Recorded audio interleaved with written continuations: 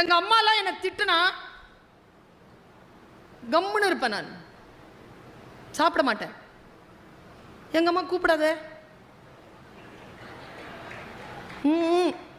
3 வேளைலாம் பட்டினி கிடந்திருக்கேன். கூப்பிட்டோம்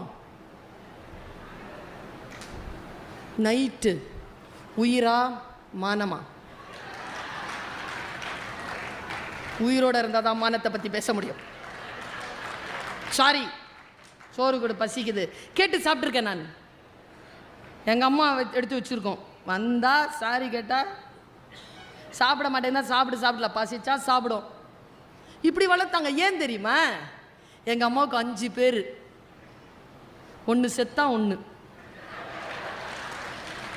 எனக்கு இருக்கிறது 1 நான் எப்படி விடுறது? அதை பொத்தி பொத்தி பாதுகாத்து பாதுகாத்து பாதுகாத்து குழந்தைகள் கிட்ட பெரிய விஷயத்தை சொல்லித்தரேன். பெரிய விஷயம் எது என்றால், குழந்தைகளிடத்தில் கனெக்டடா இருங்க, கான்டாக்ட்ல இருக்காதீங்க.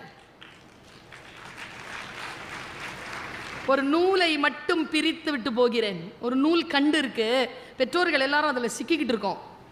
முடிஞ்சா நான் அதை கொஞ்சம் ரிலீஸ் பண்ணி கொடுக்குறேன். புரியுதா பாருங்க.